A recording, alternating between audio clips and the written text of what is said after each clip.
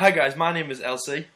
My name is JT. And welcome to the 2016 Austrian Grand Prix preview. Now, Austria is round 9 of the 2016 season and it is held at the RedBullRing in Spielberg, Austria. 71 laps wait for us this weekend with a circuit length of 4.3 kilometres. That estimated around 307 kilometres race distance. The lap record is held by Michael Schumacher in 2003. The previous time it was held at the RedBullRing with a time of 1:08. We're going to talk about what will happen this weekend in the 2016 edition, talk about what happened last year and compare them, talk about the teams and the drivers and stuff what we can expect this weekend. Really, me and JT, as we've said in many videos, we just want to get this race weekend out the way with.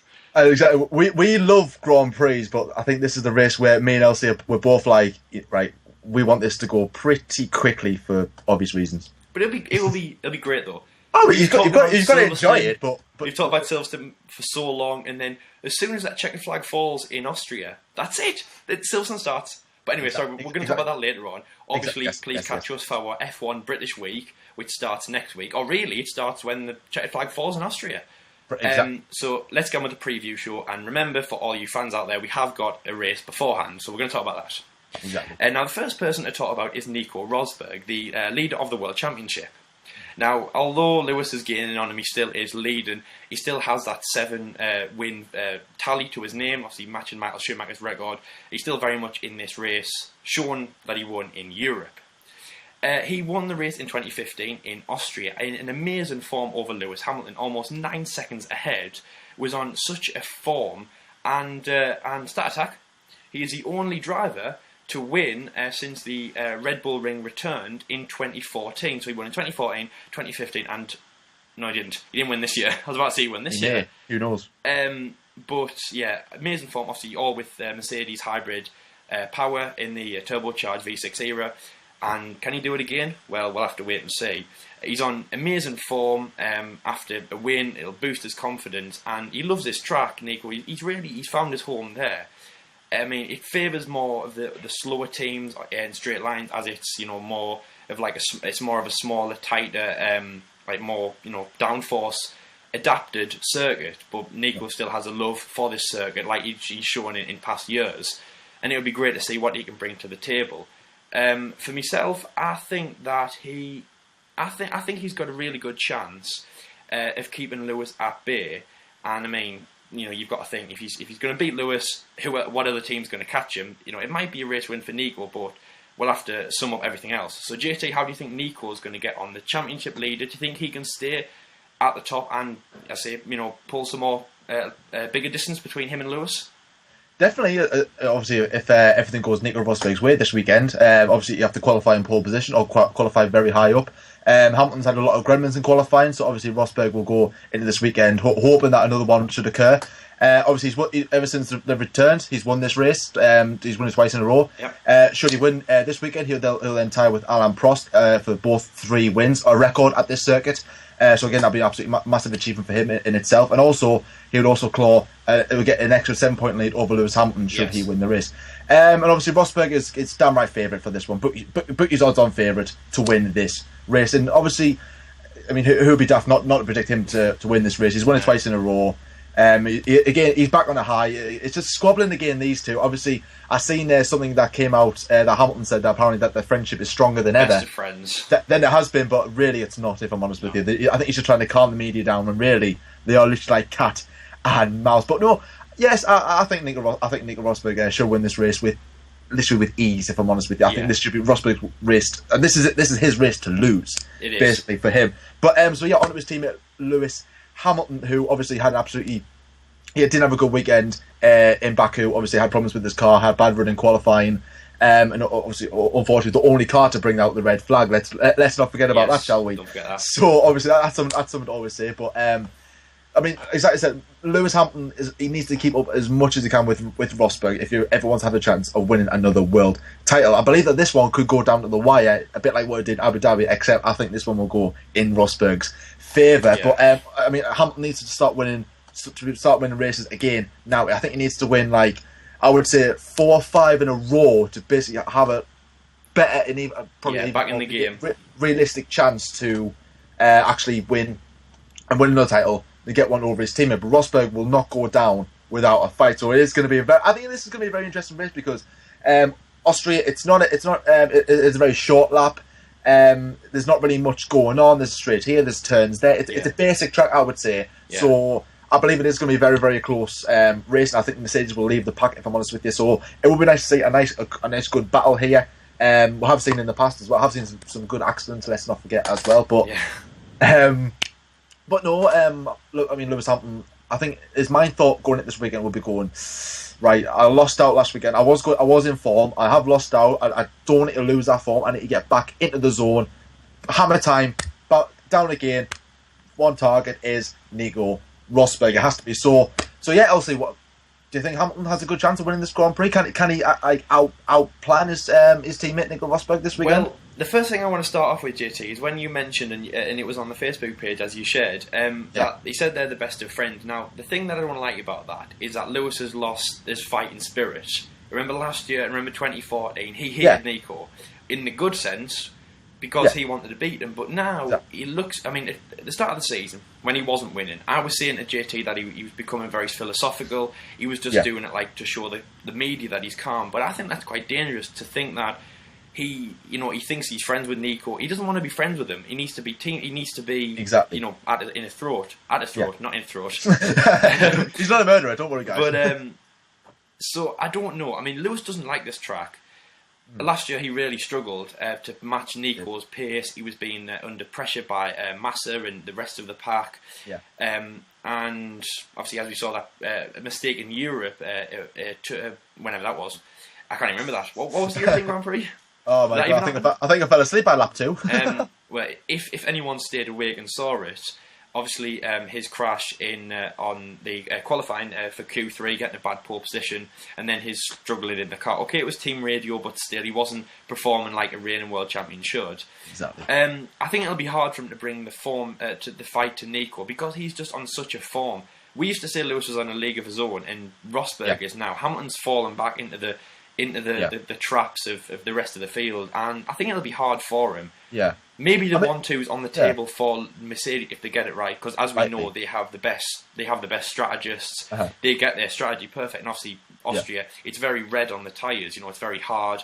Graining happens. You're probably going to be looking at a 2, maybe even a 3-stop race. Possibly, yeah. I think maybe Hamilton's might be a little bit out of form, but I wouldn't say he's completely out of form because he won the previous 2 races before the European Grand Prix, and only then he had a bit of a hiccup. I mean, if that problem, like we said beforehand, if that problem had been solved, about 10 laps later, he would have went on probably to a high position. It's a good form that he's shown. It's a good form that he's shown, but it's not the reigning world champion's form. That's the thing that I'm just thinking. Exactly. He needs to buckle down. Like when we saw, for example, obviously Michael Schumacher, he won his 6th in 2003, right? Then he headed into 2004. He won 7 in a row, 13 in a season. Was unstoppable through, I'd say, every single race. He should obviously, I think, winning the whole season was just, it was almost like, physically not possible for the car and everything, really. But he was on form. It's just, it's not heading Lewis's way. And if anything, it's a bit better than Sebastian in 14, but it's maybe heading a bit like that. Obviously, it is, especially knowing that his teammate outperforming him. Obviously, Rosberg championship less. Hamilton with 3 is being outperformed by his teammate with 0. A bit like Sebastian's case in 14, when he had 4 for Seb, 0 for Daniel, but he was doing better than him. Now, speaking of Red Bull, we're going to move on to them. Obviously, Red Bull. It's the RedBullRing. Obviously, Red Bull is Austrian. It's set up in Spielberg, and that's why the RedBullRing was named after them. It's got the big statue of the bull, but it's not really It's not really Red Bull's ring, is it, JT? Because not really, no. When have Red Bull ever performed around here stand out? They haven't. They haven't even won that race. They haven't. Maybe it's their time. Obviously, they have a new driver, Max Verstappen, who's never driven this track in a Red Bull car. Well, every race this season is new, and actually, even next season, the first 4 races will be still new to him. Well, so technically, he is there next season. He is. Ricciardo's confirmed. Verstappen, yes, he's confirmed. He is at Red Bull next year. Definitely. But normal drivers will reset in Australia. He'll reset in Spain. So technically, the Spanish Grand Prix will be like his first full season of Formula 1. Anyway, so I think Max could, bring something more to the team because he's just a new face. Red Bull struggle around this track, which is strange because it's almost been adapted to what they're like. They like that kind of low-speed downforce circuits. Yeah. So I'd like to think they could bring something out of it. Now, Daniel Ricciardo had quite a strong race here last season. Also, Daniel Kvyat did, whoever that is. The Toro Rosso man. Well, he was at Red Bull last year. Do you know? Oh. So something could be brought out with this for them. Europe was strong for Red Bull. But again, like I was talking about Hamilton, they're not a midfield team. They need to get higher. They need to get out the front. And they need to get on the podium. If Mercedes are going to win, Red Bull need to get on the podium with either whoever, Ricciardo or Verstappen. It doesn't matter. Yeah. One of them needs to get on the podium, definitely. And a win would be great, but obviously, I think we're back to one of these races, JT, where we're talking about the fight for second place. I think first place. I think that is out the way. I think that's Rosberg's. That is totally gone. Both in the drivers and constructors. Yeah, definitely. That's pretty much gone. I would say obviously second place, obviously between the two Ferraris and the two Red Bulls. Yeah. For both drivers and constructors, it will go out the wire. Yeah. Obviously Red Bull should perform here. They should do really well. Yes, they have had a lot of problems in the last couple of years, and obviously when the last race there in 2003, Red Bull weren't formed. They were formerly known as Jaguar then. Yeah. So obviously, and then it was called the A1 ring. So it wasn't nothing to do with the Red Bull or motorway. Exactly. But obviously they've done many tests on this circuit, so these drivers should know the circuit. That is their home testing. Exactly. It's a bit like Maranello for Ferrari. Yeah. If they would ever have a race there, then obviously it should be Ferrari's race to lose. But it's not, because Red Bull have not performed here. But I think this is the strongest package they've got probably since they changed to V6. Yeah. It is the strongest car. It is the faster car. They've got two very talented drivers. Yeah. Don't be surprised to see any of them drivers on the podium. Yeah. Driver for me for the podium more likely would be probably Ricciardo. I would say, for Verstappen. He has a bit of a hiccups in the last couple of races, but I think Ricciardo will be like, right, I need to get back in my zone, get back in my form, challenge my teammate, show, right, I'm not pushover, because he showed Vettel that he was no pushover. Yeah. And now Max Verstappen's coming and showing him that he's no pushover. And by the end of the season, it's kind of like everybody going nuts. And by the end of the season, obviously, when you were talking about Vettel and Ricciardo's teammates, one season, Ricciardo, I'd say he was the leader of the team. Obviously, 3 races to 0, 3-0. So what's going to happen here? At the moment, it's 1-0. And for Ricciardo's sake, I mean, what's he going to say? He's been beaten by Verstappen, an 18-year-old, a teenager younger than us. Exactly. Anyway, so at the end of the season, even halfway through the season, that needs to change. It needs to go to 1-1, extra time, and then onwards from there. So Ricciardo needs 2 to be back in the lead, to get back on that authority of team leader, which, I mean, obviously he made a stand so much so when Daniel Kvyat was in the team, but now it's not, it's Verstappen. And guess what, Daniel? He can actually bring the fight to you, unlike obviously Danny could. Yeah. So, it definitely for that battle for hierarchy is definitely alive in Red Bull, and that's what's maybe going to shuffle them up the team. So while they're fighting with each other, they'll maybe get to the front, which is good. What then they need to do. So exactly, I think that they'll be fighting his teammates right now. Yeah. I think the relationship will be good because again, it's fresh, it's new. Yeah. Verstappen has not got that experience. Dan Ricciardo just can't stop smiling. But we have seen that if Ricciardo doesn't get his own way, then it can turn into a bit of a, oh God, this is not Daniel Ricciardo that we're used to seeing. When he obviously in Monaco, when he was all, he wouldn't even show his teeth. You know what I mean? He was just moping. But it must have been hard though. How? It was a horrible thing to see. On the other end of the, and on the other end of the spectrum, as you were saying about Daniel Ricciardo being a twisty man, and he can be grumpy. Max Verstappen can. Remember Australia this year when he was at Toro Rosso and he was fighting with Carlos Sainz. There we go. Everyone was saying what's going on with him. He's 18. He's young as that. Exactly. He's the youngest driver in Formula 1, and he's having to go at Carlos on the radio. He's swearing to his team, showing very little respect, and that he can actually fight. So again, that's still alive. So I know. So as JT said, they both got like breaking points. You haven't snapped yet at each other, but could that come? I mean, eventually, it might happen at this Grand Prix. You never know. I mean, obviously, there's many more Grand Prix to go. There's many more years to come for these two. And I mean, I would tip Daniel Ricciardo to be on the podium. I'll probably predict him to be on the podium when we make our predictions at the end of the episode. Yes. But I mean, then again, it could easily be Max Verstappen. It could hopefully be a good battle for those two. Again, it's a short, fast circuit, which will probably suit the Red Bull, I would say, in a way. Again, they know the circuit very well. Ricciardo should know better than Verstappen, but obviously Ricciardo knew Spain better than Verstappen. Verstappen ended up winning that race. So again, let's not rule them out. But we're going to move on from Red Bull to Ferrari, which is a team that have not delivered, as I've said many times this season, have not delivered. Obviously, they were the last winners here in 2003. I believe they had a 1-2. And I believe it was a very close finish, shall I say. Very. I think it might be 2003, it might be 2002. I'm not too sure. I think it was 2002, actually, when it was a very close finish. Obviously, the cars look very similar to 2002, but never mind anyways. So obviously, they were the last winners here in 2003. Obviously, jump forward about 11 years. And obviously, problems from there have just been really, really bad. Same again, it couldn't be said in 2015. They didn't even get on the podium. 2016, they have not won a race as of yet. Now, obviously, don't rule them out not winning this Grand Prix. I'll probably, apart from Mercedes, I mean, Ferrari. It is hard to compare Ferrari and Mercedes. Ferrari and Red Bull, to how well they're going to do at this circuit, because Red Bull know this circuit better than Ferrari. They pretty much have the same pace. They have the kind of same drivers. Like, one's younger, one's more experienced, that type of thing. At that particular team, let's say, and. I think it's going to be a very, very, very close race between these two, because Williams, a team that will move on in a moment, I believe. They've shown their pace at this circuit, but not this season, unlike Red Bull have. So I'm rambling on about other teams here, but yes, Ferrari, Sebastian Vettel.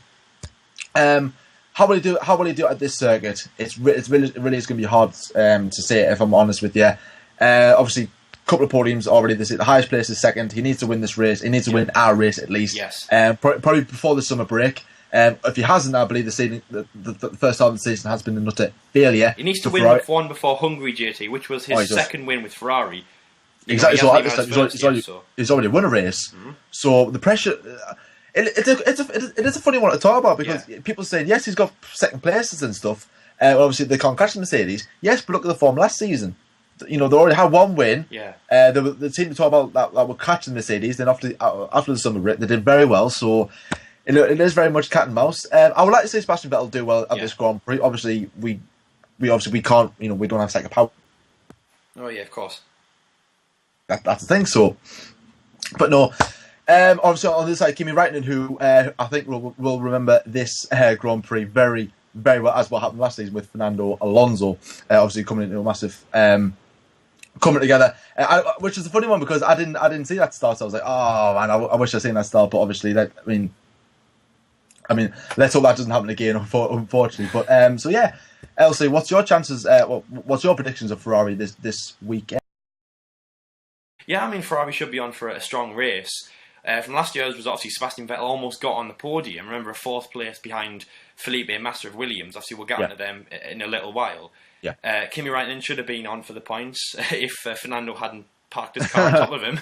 But so I think it should be very strong for them this race, and they need to. Obviously, Sebastian, as we said, he'd won already many races ago in Malaysia, second race of the season. When he needs to win before we get to Hungary, because obviously he won his second race at Hungary. If he gets to that point, that means he'll have won 2 last year and then 0 this year. So he needs to step up the game. As I keep saying, and I've kept saying all the time, he was the only man who was back to be catching the 2 Mercedes drivers at the start of the season. Exactly. So yeah, I mean, that's all you can really say. Really, I hope it's a good race for them. There is that. We can't really say much about Ferrari and stuff, because they haven't really they haven't done much. You know what I mean? It's like it's kind of like telling your son. It's like, you can do well, but there's only so much you can tell him, and it's like. But they are showing how strong they are. Obviously, Kimi Räikkönen 3 podiums in 5 races in the first 5 races. Sebastian Vettel obviously been on the podium many occurrences, second place here and there and everywhere, through adversity and stuff like that. And as early as China as well, but obviously had 3rd race, and he'd won the 2nd race last year. It's definitely there for Ferrari. And both drivers have got 2 skilled drivers, obviously 2 world champions. They're on, I think, are they the only team, as well as McLaren, to have 2 world champions in the team? And obviously 5, between the whole team, with an experienced car. At the moment, should Rosberg win the championship? And then, no, it would still go to 4, because then it would be 3 for Hamilton and 1 for Rosberg. But yes, I know what you mean, there'd be 3 teams in it. But yes, obviously 4 world championships between them, a very strong team. They should be on for it. And I really hope they do. But again, are they a downforce team? Can they manage the strategy? Strategy is going to be a massive thing. To be honest, it's just tyre strategy. That's the bigger thing. This race, we know Malaysia, we know Austria is. Malaysia. We know. If Sebastian would love that. We know Austria's in the red when it comes to tyres. It's very hard. I mean, there's graining all the time because it's so much heavy braking and things like that. But yeah, Ferrari, I'd like to think they'd be doing well. But anyway, let's move on to a team who has done well at this track. Much like how Bottas has done well at Canada, it's time for another Williams driver to come through, and that is Felipe Massa. Now, he got pole position in 2014. An amazing qualifying, an amazing race in 2015 also, to finish on the podium behind Lewis Hamilton. So, yeah, he broke up the Mercedes. He didn't break them up, but obviously he got on the podium, showed that they could be caught. Yeah. Because at that point, obviously Lewis was running off into the distance. Mercedes had run off into the distance, much like Seb was doing at Red Bull. Yeah. And there wasn't much for catching. But obviously if Massa, in the Williams, people are saying he's too old. If he could get on the podium, then it shows some hope for him. Williams, I mean, they are really strong. They're doing really well. So Massa, obviously, third place last year was really great. Bottas also in fifth place was just unbelievable. Bottas was the driver who I think should have, drove a better race in Canada, but obviously still very, very, very strong and won the Driver of the Day award, which is the most important thing. Very, very important. They should be on for a great race, and a podium by Williams. I mean, obviously, there's only 3 places on the podium. Remember, there's only 3 spots. Not everyone can be on the podium. Exactly. That'll be pretty good. Nice and champagne. That'll be like raining. Just a whole 22 drivers, but that'd be incredible. But yeah, that would be great. I'd like to think so. I'd like it to be, but if a podium's not in sight, then it's definitely 2 strong points finishes. So, what do you think, JT?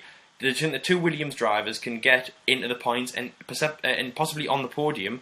Because, I mean, obviously, massive third place last year, both in the points, and they are improving so much. Do you think that's possible? Yes, definitely. I mean, obviously, I think it's going to be a very, very close spot for the podiums this season. Obviously, as I've just said before, both Red Bull and Ferrari, they'll be battling with each other. Williams provide very well. I mean, they have gone into this race like a bit of like on-out form. Like everyone's questioning the actual ability of Williams, and then all of a sudden they come in Austria, and then they just basically surprise everybody. So again, I'm expecting that a bit of that this season. But the thing about Williams that is key this season is their pit stops. And they've been exceptional. Every single one. I think the DHL pit stop of fastest pit stop of the day. Every single one of them went to Williams. I think the one in Baku, I think it was recorded at 1.9 something seconds, I believe, which is the fastest ever pit stop, by a team in history of Formula One, which proves how much time and effort they're putting in to for their strategy, obviously to get the cars in and out straight away, which is key. And also their straight line speed is absolutely exceptional as well, because they clocked, I think it was 378 kilometers per hour on the start-finish straight in Baku, which is the fastest ever recorded. Of course, it's got to be the fastest ever. It's only first race. No, I don't mean the fastest ever at that circuit. The fastest time ever in Formula One. The fastest speed recorded. Wow. Beaten Juan Pablo Montoya. Juan Pablo Montoya. I was going to say Juan Manuel Fangio. Juan Montoya. That driver. I think he had 372 kilometers clocked up in I think it was Italy in 2005. So again, that just proves how powerful these engines actually are. Obviously Mercedes more than anything, but and again Williams have got that aerodynamic straight line speed, which they have had for a long time. Let's not forget. So again, that there's loads of straights and corners here and there. I mean, obviously they got down into turn 1. Then again they got that long uphill section coming into turn 2. So that will favour them. The start will be exceptional as well. Qualifying, they've done well. For all the qualifyings that they've been there, I think they've been on the front row before. I believe I'm not entirely sure when. Then again, I could be wrong. In Austria, yes. In Austria, yes. So again, it is going to be a very, very close event, which I'm going to be like really, really throw on the edge of my seat. Hopefully, if none of them either Mercedes, Red Bull, Ferrari, or Williams ever have any problems, then we are going to be in a very, very interesting race. But the team, we're going to talk about them for a bit, because obviously we don't want to ramble on about every single team. We obviously that'll be just wasting time. But the team that I'm really I've been saying that I had a bit of expectation at the start.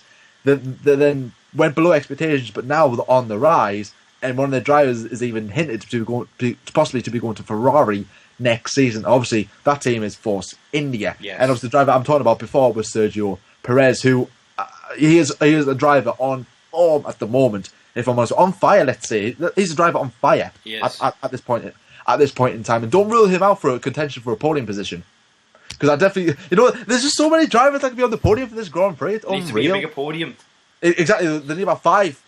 It needs to be from 3 to 5 for this Grand Prix because it should be anybody. Should strategy get spot on, and obviously Nico Rosberg as well. He's driving.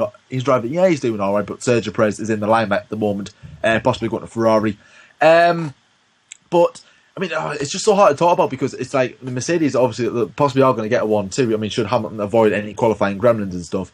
But I mean, should them two knock each other off like they did in Spain, then I believe Force India could P3 or P2. I mean, it's just you just don't know. I mean, where's Force India got this pace from all of a sudden? You know what I mean?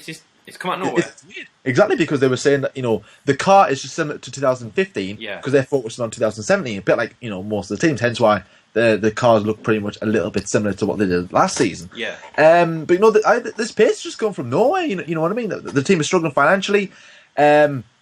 Obviously now Perez is in the limelight. All of a sudden, could possibly go to Ferrari. Maybe that the media will get to him. It hasn't. And obviously everybody questioning Nico Hülkenberg's future. Should he really be at Force India? Again, so the pressure should be getting to them. But hopefully they can keep their cool, be professional, and do well at this circuit. I mean.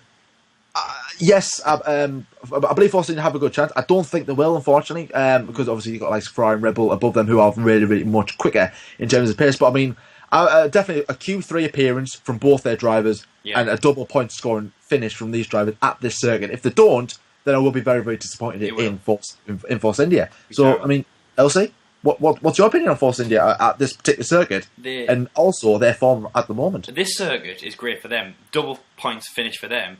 Obviously, you remember Nico Hülkenberg as well. Obviously, this time last year had just won Le Mans with Porsche, so he was on a high. Exactly.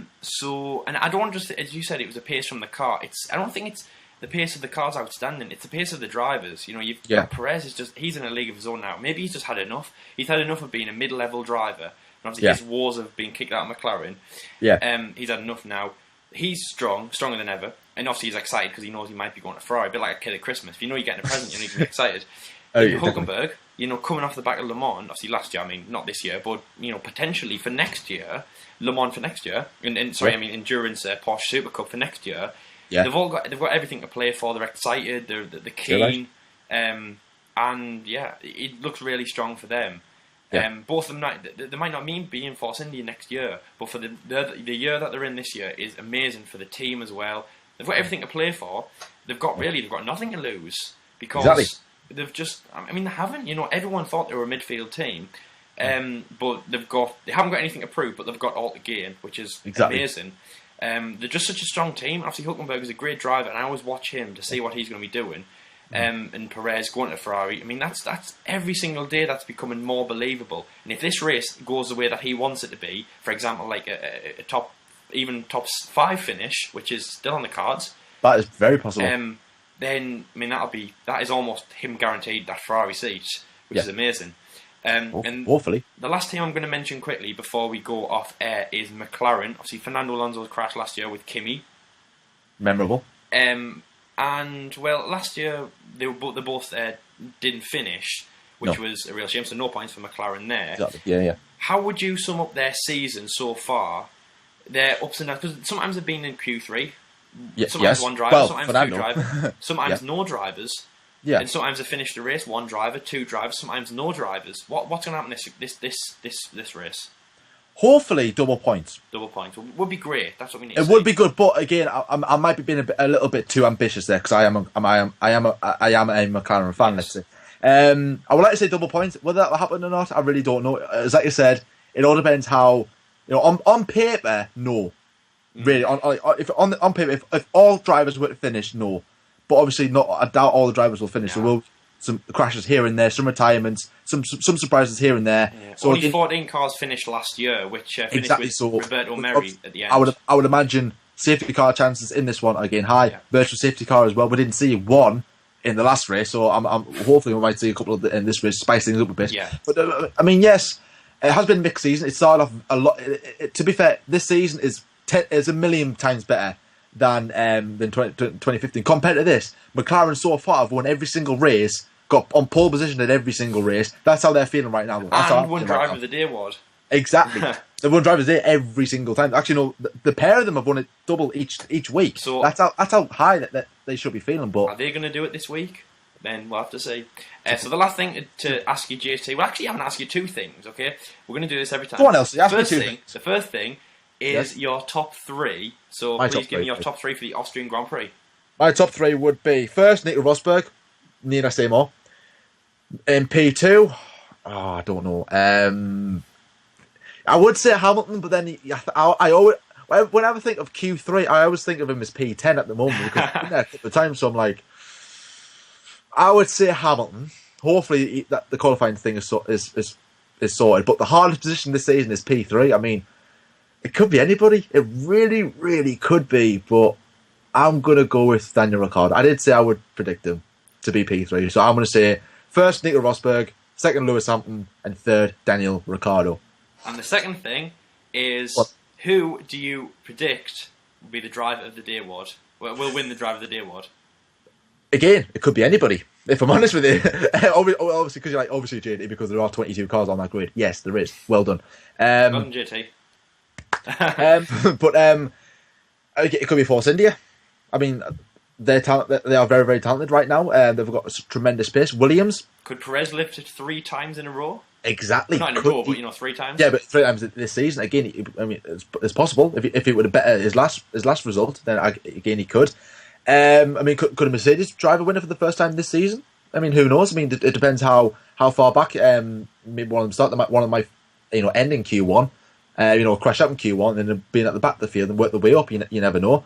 Red Bull, Ferrari. I really don't know. I mean, only one driver can win it, and that is. I don't know.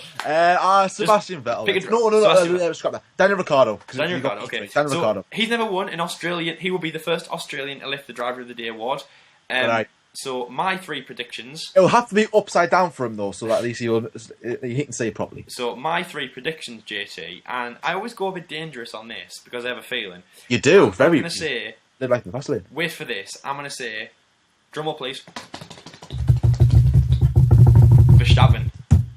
Verstappen to win the race? Verstappen. Ooh, good Second call. place, Daniel Ricciardo, and third place, Nico Rosberg. Ooh, what's happened to Hamilton then? Red Bull will just get this race right. They'll dominate it. They will dominate it, man. And then obviously, if it is Max Verstappen as a winner, which I hope it is, he will. I hope it is. I'm a big Red Bull fan, but I love that kid. He will win Driver of the Day award and becomes the only Dutch driver to lift it twice, and obviously he will become the second driver on the grid to lift it twice. But also he'll be the only Red Bull driver to win it twice, and the youngest driver to win it twice.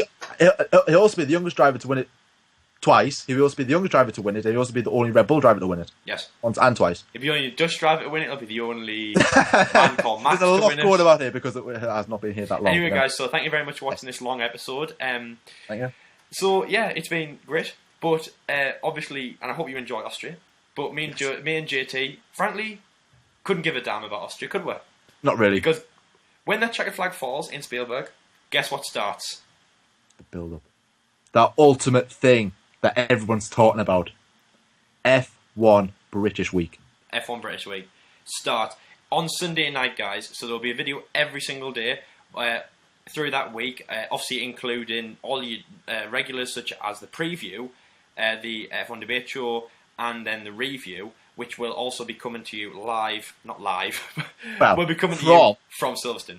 So we might even do a few extra, just some random videos because we could be there. We might go. We'll go here and we'll record something. You know what I mean? You might get 2 videos a day for all you know. It depends how much we like you. We'll have a think. Anyway, so thank you for watching this episode, guys, and we will see you in the F1 debate show on Saturday.